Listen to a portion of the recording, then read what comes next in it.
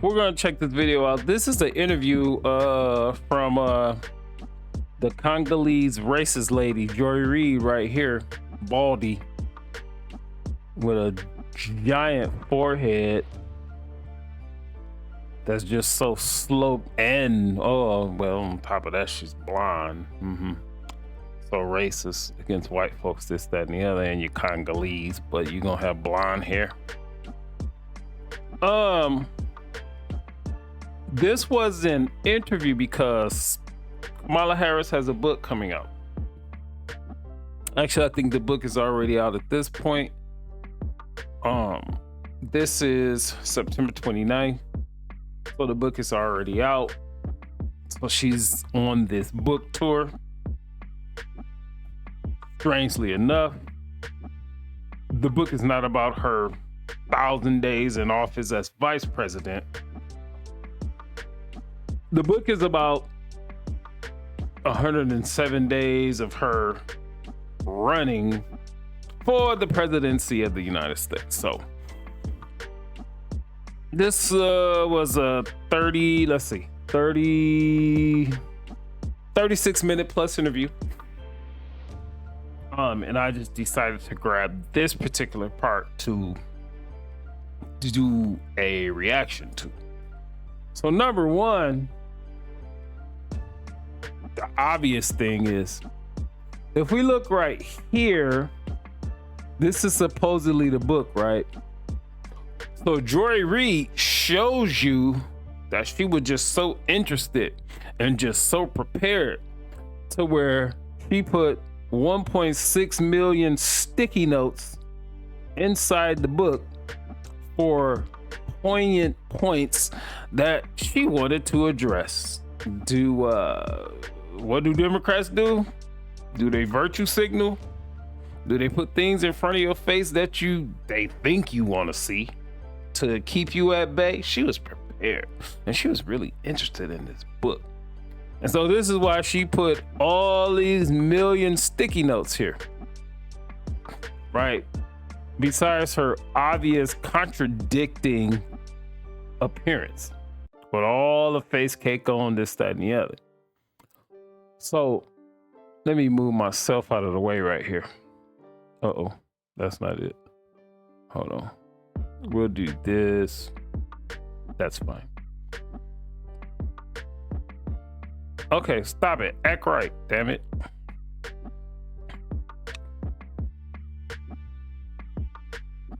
So I just moved myself for a split second, and this right here looks like, anybody knows anything about anything, this looked like the Brady Bunch logo from back in the day.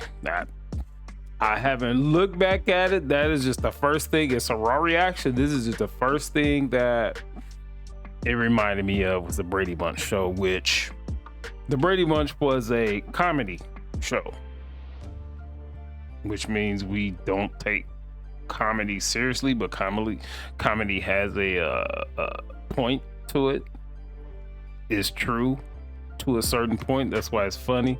But anyway, just initial observations. And with this lady over here, supposedly she's back to embracing her blackness, air quotations. I've never seen a black person that look like this before, and I probably know a lot of black folks.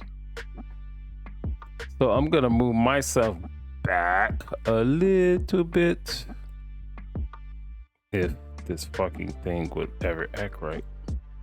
There we go. We're gonna move back over this way, and watch this. Magically, we're back. So let's listen to this crap. Make change from inside the system. Today, I'm no longer sure about that, because the system is failing us at every level: executive, judicial, legislative, corporate, institutional, media. Every single guardrail that's supposed to protect our democracy is buckling. I thought the guardrails would be stronger. I was wrong. So in that case, what do you advise that we do? You've been at the highest level of any woman, any black woman and woman of any race in this country's history, and yet she's a black we're woman. still denied, as you said, by a hair. Mm-hmm. And by the way, a lot of your supporters don't necessarily believe that it was a legitimate election. Do you? 100% believe it was? Okay. Mm-hmm. So then what do we do? So we just not gonna gloss over that. She does believe that it was a legitimate election. She's the one that was detrimentally affected by this election, which I actually don't hear a lot of people saying that the election was not real because they know Kamala Harris was a shit candidate. She hasn't earned anything that she's ever done up to this point. So, and what I mean is you earn what you work for. She did shit. She's got appointed everywhere she's been. I will confess to you, this might be a book of confessions in this interview. I will confess to you, I do not have all the answers, Joy. Yeah. I mean, part of my reflection is that I don't have all the answers, especially now. But there are certain things I do know. And I do know that we can never give up the fight. Fight. And it is always worth it. And sometimes the fight takes time. I do know that we can never let them silence us, because then they're winning. I do know the value and the power of our voices. I've seen it. I end the book by talking about that beautiful young student who wrote me a note that she passed on to me through my husband, Doug. I'd never met her. She wrote this little note. And I was so inspired by what she wrote me, telling me See, what y'all miss is that this peasant, as a person, wrote me this little note because she's so insignificant to the point that she decided to write me, the vice president. Oh, second in charge of the free world. This little peasant wrote me a little note. Inspired her. That sight unseen. But she was so bold. She was so wonderful. When I called her because she left her number, and I was so moved by it. And she invited me to her graduation. And you know what? I went. That was months after the election. And see, yeah. She looked up to me and exalted me so much that I would take the time to grace this place with my presence. I went. I'm so all floating. I have a golden halo around me. So you know what I did? This peasant that wrote me, I actually took time out of my life to grace this graduation with my presence. How lucky are they to have me there? This is what this is about. Oh yeah, you I mean, what the fuck, you want a gold star for just doing what a human should do that has a whole lot of money and resources and to actually help people or a person? And then you're gonna go on and talk about it and gloat about it like you are just this special person? And I just, again, please let us remember our power to make a difference. And sometimes it's going to be the outcome of the election. Sometimes it's going to be a bunch of young men and women like that young woman whose high school graduation I attended. Everything we do matters. Everything we do matters. Really does. And you think this country is going to survive this regime? Only if we fight for the country we love. And listen, that's another piece of this, which is I really want to remind people of the light that is in each of us, even in these moments of darkness, especially in these moments of darkness. The light. We have to remember nobody gives us our light. It's ours. So let's see it in ourselves. Let's see it in each other. It may be a little flicker right now because they're certainly trying to dim it, but don't let them extinguish our light. Right? Yeah. Well, you opened the book with a Kendrick Lamar line. I got loyalty, got royalty, inside my DNA. So West Coast, but so applicable. Thank you so much. You made history, and I hope that you feel and receive that, because a lot of people are very proud of you. A lot of women are very proud of you, and are very thankful for that 100. So she asked her, will we survive this perceived, they didn't say it in this particular context, but we know they say that Donald Trump's a dictator, fascist, blah, blah, blah, blah, blah, which is 100% not true. And she asked her if we would survive this, and she started talking about a light that we have inside of us or them or whoever the fuck she talking about. Like, I don't know, it just misses me. I don't know what this light is that she talking about, which she totally obfuscated and deflected the question. I would agree that the question is just so broad. Will we survive this? The answer will be, well, what the fuck? Yes.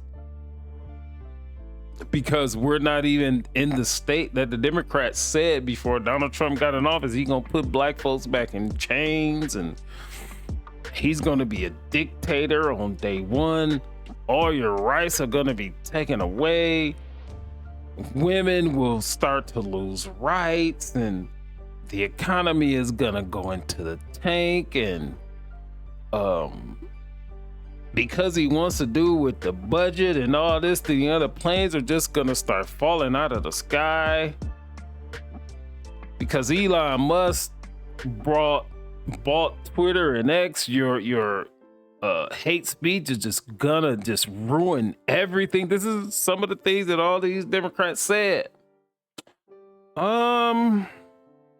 I can only speak from personal experience and the people that I know. Our lives, either or, as far as financially, has gotten a whole lot better. Or has gotten any worse. Nobody has came to put me back in chains. I mean, I'm just as black as anybody you'll ever meet.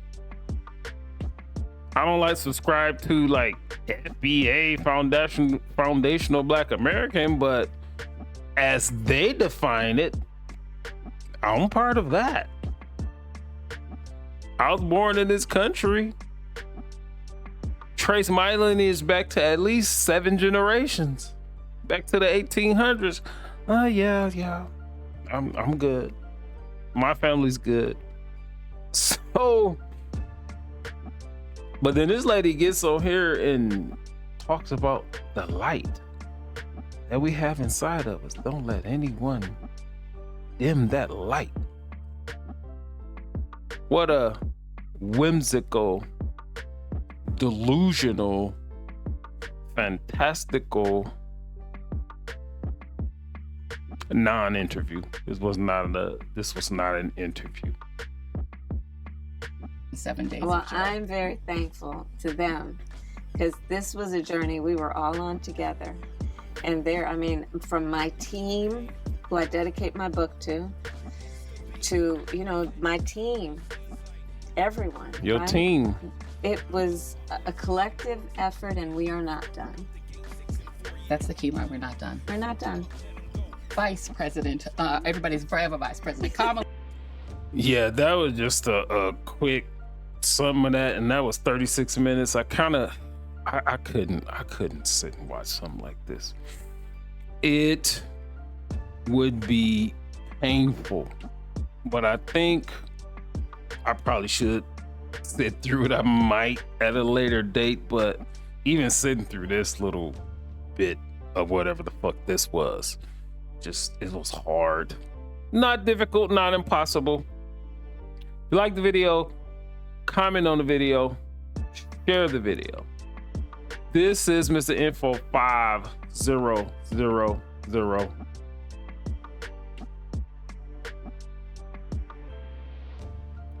Peace.